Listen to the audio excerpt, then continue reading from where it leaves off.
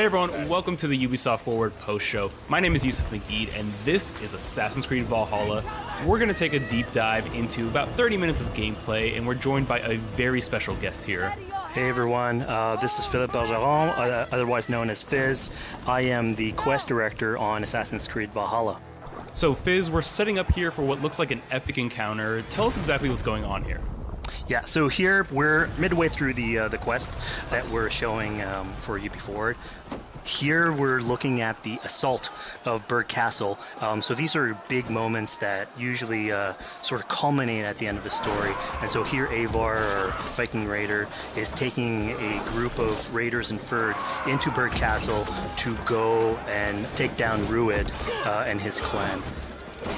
So who exactly is Rued, and why does Eivor sort of want to pick a fight with him? Basically, Rued comes into play about halfway through this story arc, where at the beginning of the arc, this is something that happens before, Rued basically caused a lot of turmoil within the territory, and Oswald, who's the sort of elderman to inherit this territory, needs your help to take him down. Oswald having just been defeated in a previous quest, and so here this is revenge, but also accomplishing your ultimate goal. So Fizz, as you're talking, we're seeing some of the combat of Valhalla. Can you tell us a little bit about the changes to combat this time around? We wanted to basically add a lot of new mechanics to it. So we added like some dual wielding for the player, like a stun system in there. And we really needed to do this to sort of portray that sort of the brutality that comes with being a Viking in this day and age. So it sort of fits into that, the time and the character.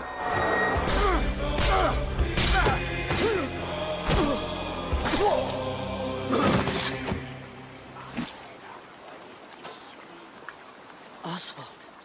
He lives. Oswald lives! Eivor, is that you? Shut your arse, twig spine. Here, Eivor has taken her entire army through the assault, and finally it's revealed that our Elderman, our ally, Oswald, is still alive, and Rued has him captive. So this is what it comes to, Wolfkist? Two Danes fighting over a filthy Saxon whoreson? If this swine is your prize, come and get him! So now that we've seen that Oswald is alive, we have Rued within our sights. What's the next step here? So the next move for Eivor is to finally face off against Rued. She has her allies, they can take care of the rest of the army. Now it's time to go one-on-one against Rued in one of our boss battles, actually. Your battle is not yet won, Oswald. And it's worth pointing out, actually, that here what we're showing is the player going and facing off against Rued aggressively, but we tend to always have to support a 360-degree approach in these things. So the player could have approached this a little bit more stealthy and gotten at least like a good critical hit on either Rued or his wolf, and so you can play this a little bit more strategically if that's your playstyle. So we're not only fighting Rued here, but also his pet wolf, right? One of my preferred strategies is to eliminate the wolf first, just focus fire on him. It takes at least one opponent out of the combat. Now Rued will have extra abilities that come into play if you do eliminate his wolf, but I think having one opponent less in the battlefield makes for a good strategy in the whole.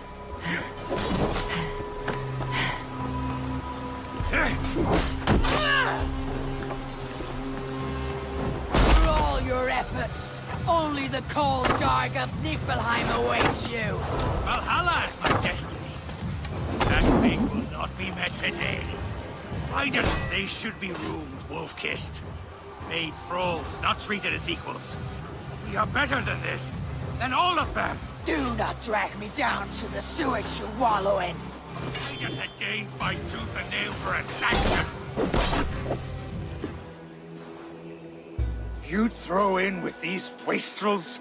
These argive swine? Eivor, no! He should be tried before God, a lawful assembly.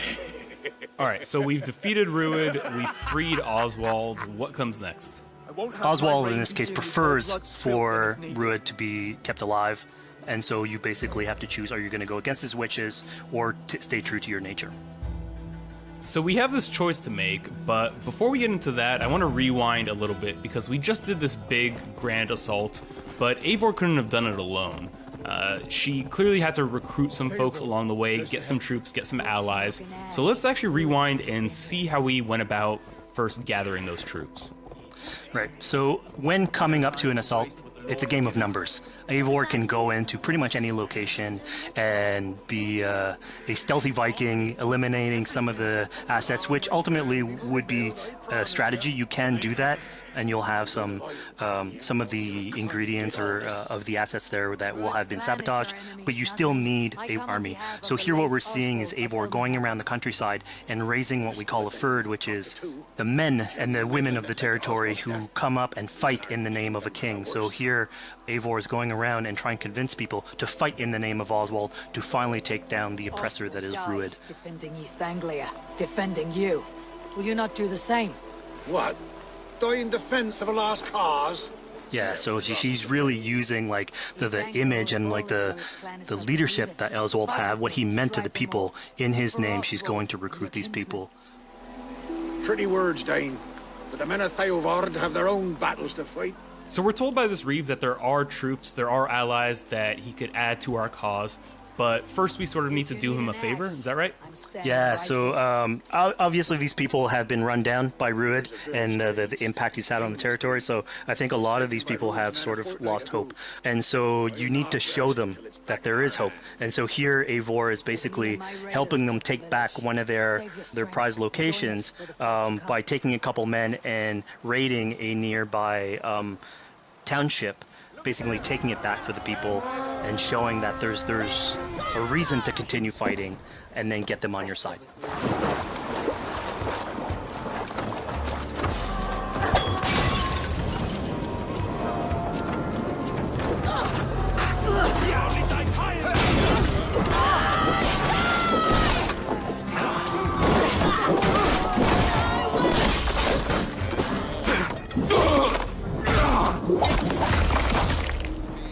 When Eivor does this, obviously you have access to a full suite of abilities. So again, the improvements that we've done to the fight system. You have some brutal axe throwing in there. You have archery or like range combat abilities in there as well. So really, again, like depending on what your playstyle is, you can customize your loadout and go in there how you wish.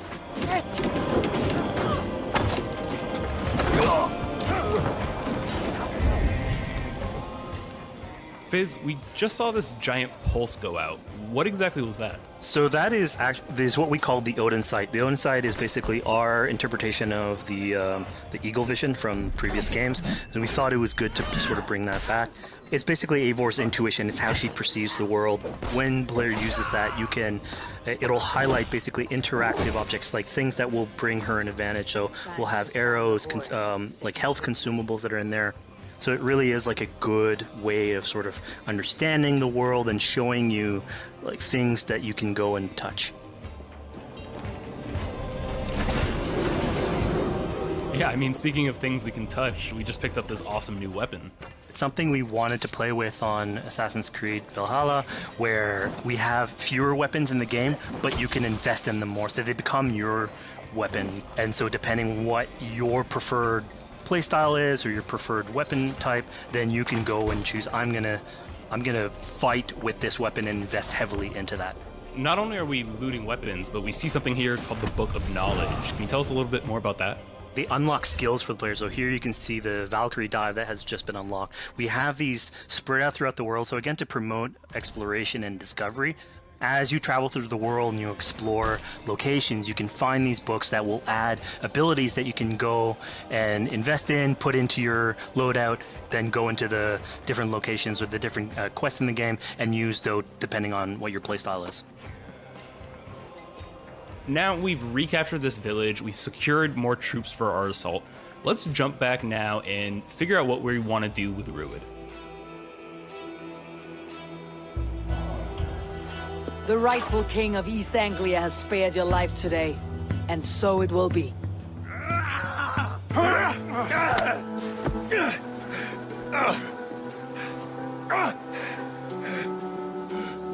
Compassion is a virtue suited for anyone, Eivor, including you. Thank you. Eivor decided to let him live. Rued is really angry about that. Being a Norse Viking, being put to the death in battle is your road to Valhalla, so he was basically denied access to Valhalla in this situation. Obviously, all of these decisions come into play later on in the game, so we have very difficult decisions for the player to make. We didn't want to have easy decisions.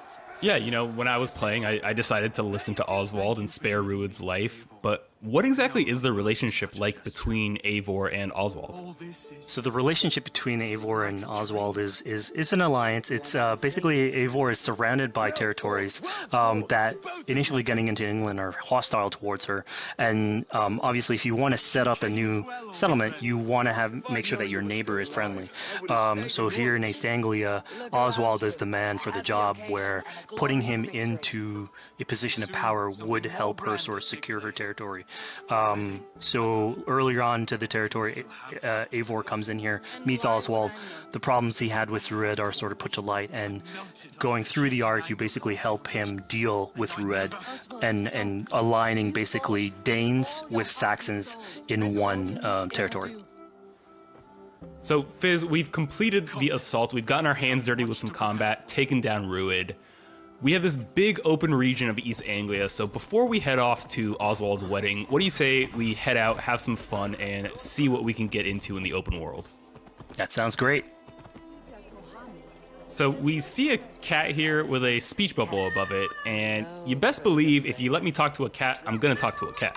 Yeah, these are some of our some of my favorite moments actually in the game, where we put out a whole bunch of events throughout the territory. And it sort of rewards, again, exploration, going around. It's a chance for us also to sort of showcase a different side of Eivor. A lot of the quests sort of deal more with like politics and warfare, and this shows a slightly more human nature to her. So it permits us to explore that character a little bit more. And so here, basically, like you're trying to help a kid with his cat, and ultimately get that cat to sort of join your crew as a cat raider. You just said cat raider way too casually. You're telling me I could have a cat Viking raider on my longship? That's exactly what I'm telling you. Oh my god, yes, I love it. Perfect. So yeah, as you're riding around the rivers of England, you would see a cat basically walking around your longship, keeping your Viking raiders company. You know, speaking of the Viking longship, we're seeing some of that gameplay here now. Can you talk a little bit about how that works and functions in Valhalla? Yeah, so starting out on this project, I think the Viking longship is one of the biggest images that we all have when we think about Vikings in our game. And so Vikings had this awesome design for longship that had a very shallow hull, so it permitted them to go very far inland very quickly, and you could basically disembark Viking raiders like on pretty much any shore. We added that into the game, where you can basically sail up to any location and then just decide to disembark with your guys and raid a location, loot all its treasure, get back in the ship, and then continue sailing down the river to your next opportunity. So I know past Assassin's Creed games allowed for songs and things like that to be sung on ships. Will Valhalla have a similar version of that? Yeah, so this is something we actually wanted the crew of your ship to become like your home away from home. So we added stories and songs into the ship. So basically, as the player is going around, you could decide to have your skald sort of sing a song for you as you row down the river, but you can also decide, depending on who the raiders are in your ship, to hear more about their life, so you can actually queue up stories and they'll give you a little bit more background on who they are, so you get to know your sort of fighters as you're traveling around the world, which is a cool moment. So here we're seeing a bit of a different view. What exactly are we looking at? We had this on previous Assassins, where you would like ride on your horse and you could pull out, have the horse sort of follow the track. We have a similar thing for the ship, where you can put up your sails. It's cruise control for the ship, so you can pull back, take in the scenery, listen to some songs or some stories, and just take it all in.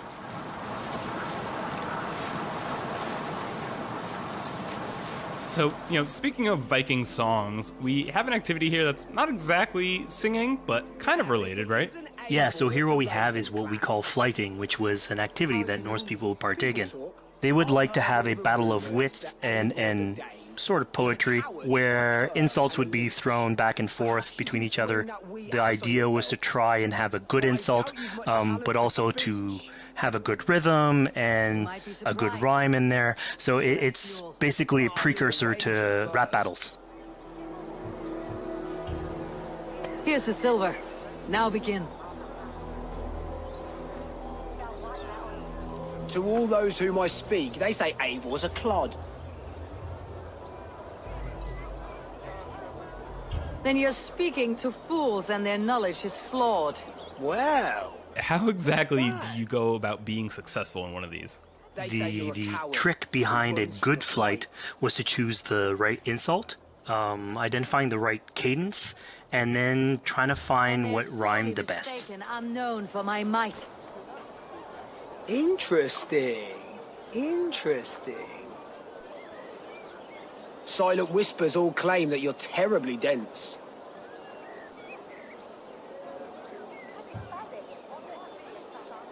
Then you've clearly misheard them. My wit is immense. Oh, you looked out with that one. Well, what a surprise. Eivor of the Raven Clan is a true talent. I'm shocked. Don't believe everything you hear, unless it touches on my flighting. Then heed every word. Take the coin. So now that we've proven our sharp tongue and wit, I think it's time for a bit more relaxing activity. So we're fishing here. Yeah, that's it. So we gave Eivor a fishing line, so you can actually throw out a line and go catch some fish. This is used basically to play into our new health loop, where the player will lose health in the world, and it doesn't automatically regenerate like we would have in the past. So you actually have to go out and get some supplies. So you'll find mushrooms and some food that you can gather. But here, like you can also catch some fish and consume that to regain some health. We also will sometimes have it in certain quests. So it's a good way to sort of chill out on the side of the water and just, again, take it all in.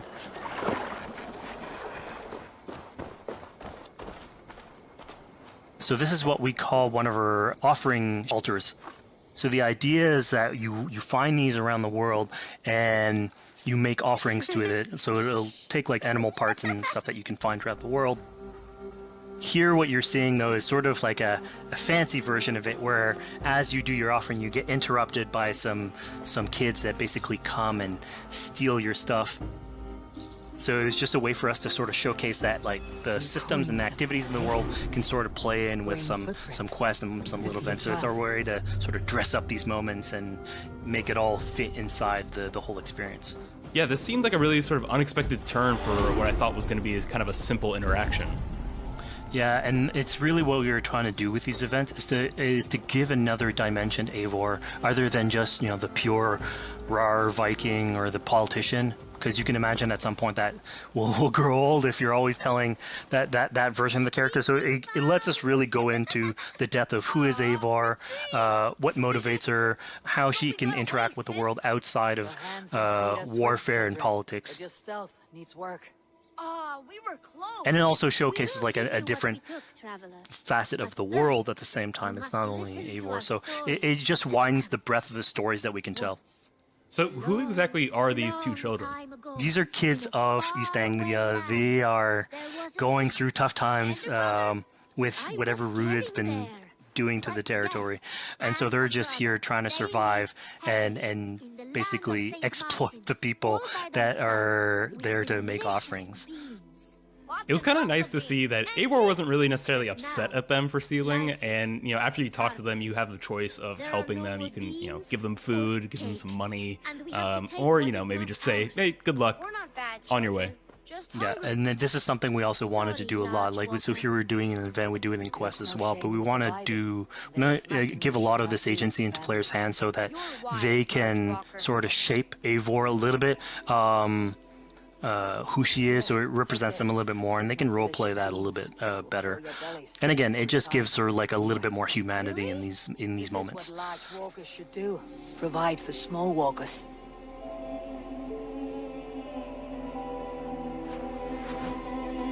Here, large walker. A necklace. Yes, it's a St. Martin seal. You're welcome here anytime, Large Walker. You're one of us now. Visit us, okay? I will. Take care now, small green walkers. So I think AC veterans might recognize this here, but what exactly is Eivor chasing down? Yeah, so here you're seeing Eivor running down one of our tattoo images. So this is challenging the player on free run abilities, but also for fans of the series, sort of pulling at their heartstrings for some beloved features. So are we going to be able to tattoo Eivor? Yes, by collecting these tattoos, you actually bring them back to your settlement, and then you can customize different body parts, having different tattoos everywhere. So again, another form of expression, and it's sort of to represent that Viking culture.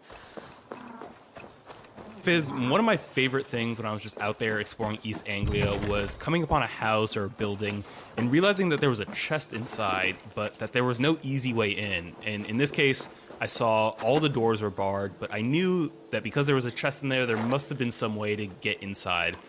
So I went around the back and, found a way in.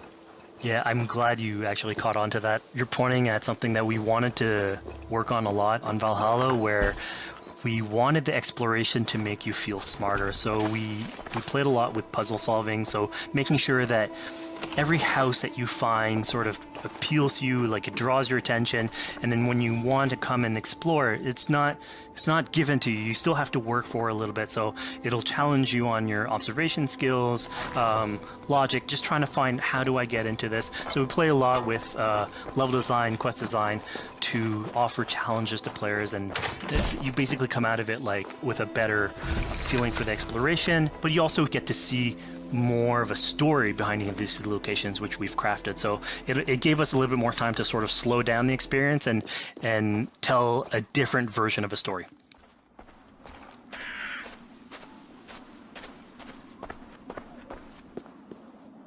A poor victim of someone's fury. Yeah, I mean, speaking about exploration and just finding things out in the world, I was just wandering and came across this clearing and found this kind of morbid altar. Yeah, so this is one of our bigger events that we have scattered in the world. So as Eivor explores, she can find altars like this, and by interacting with them, here it's a trap that's been set by this character named Regan. Now, there's a bigger story behind all this. There's multiple steps to it later on. So this is one of the moments. It permits us to go into a slightly more mystical realm and play with a boss fight that has more magical abilities, if we will. And basically have this awesome boss fight in the middle of the swamps. And so here the abilities that you see Reagan using are a little bit on the mystical side of things. What's happening is Eivor at the beginning in that trap is poisoned, and so she starts sort of hallucinating, seeing the world in a sort of different light and filter. And so that's sort of what lets us go into the realm of the weird. My rage, spirit of my father's rage, fill me!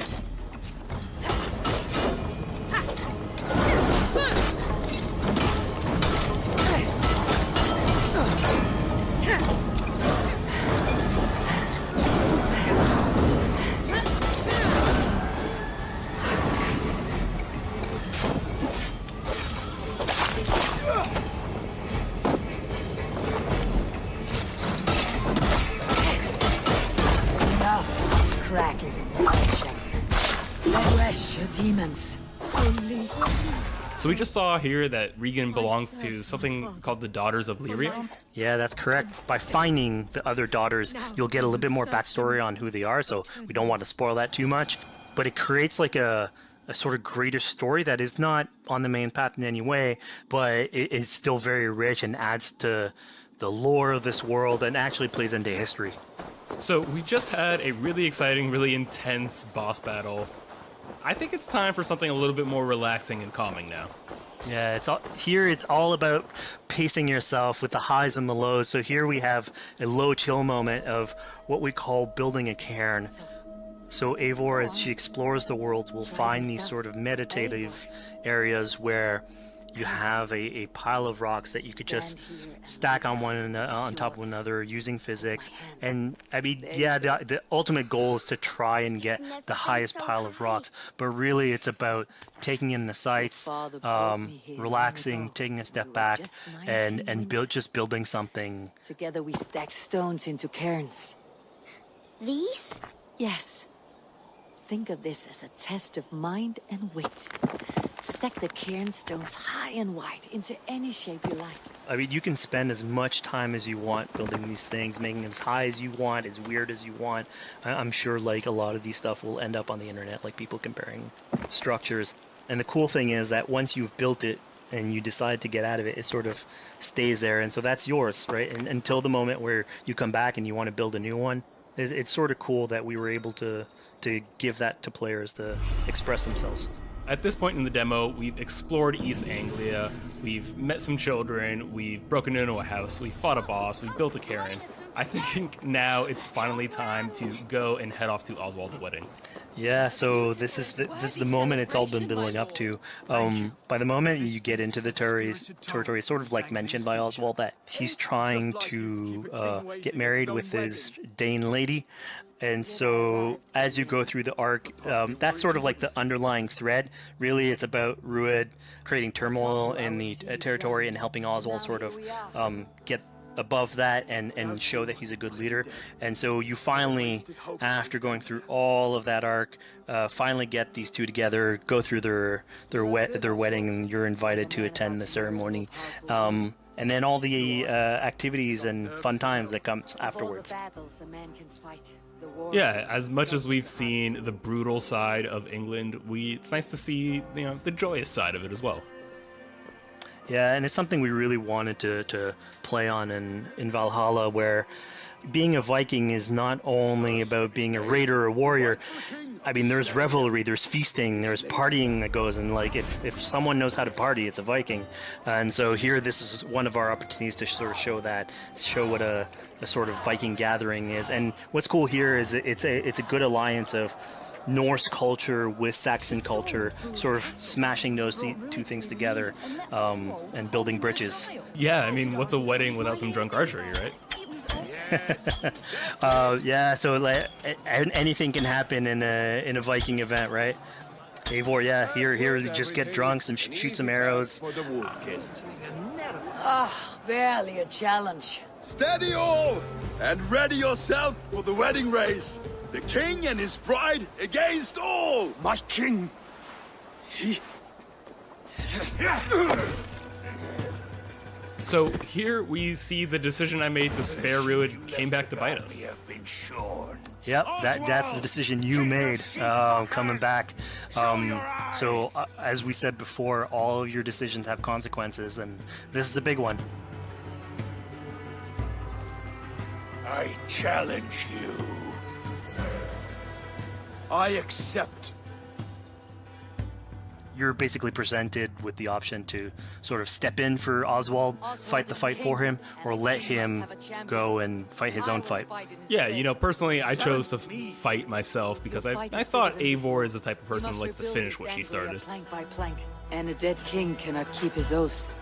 Let me finish this. Oswald, you gutless Arya swine! I'll slay the wolf-kissed, then hang you with your own tongue.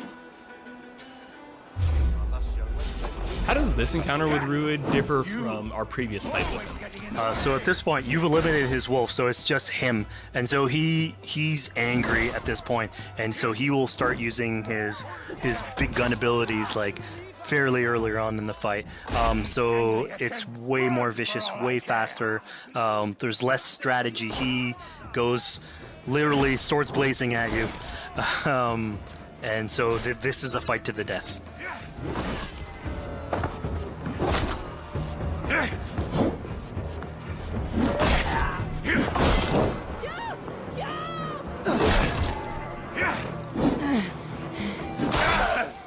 And of course here, like, this is a decision you made to go and fight him, but there's multiple outcomes to this scenario. You could have let Oswald fight his own fight and prove basically his station as the rightful leader. If you had eliminated Rued, obviously this would not have happened. It would have been a slightly more joyous occasion.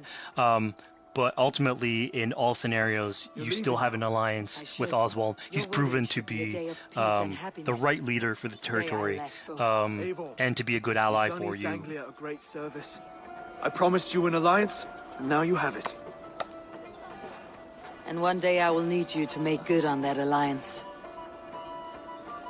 So we're about to take off from the wedding, but Eivor decides it's a good idea to check up on her friend Finner.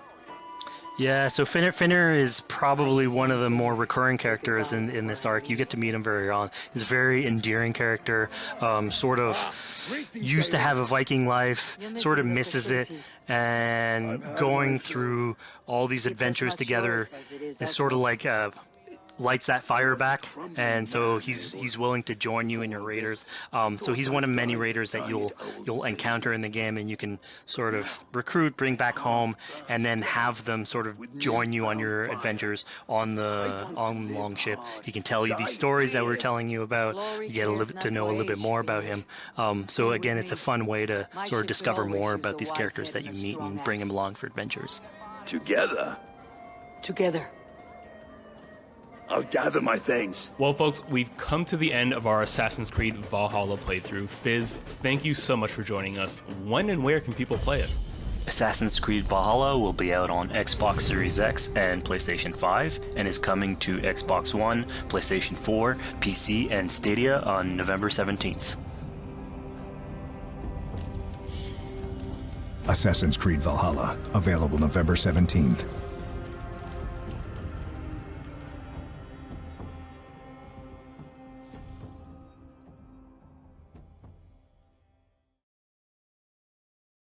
No.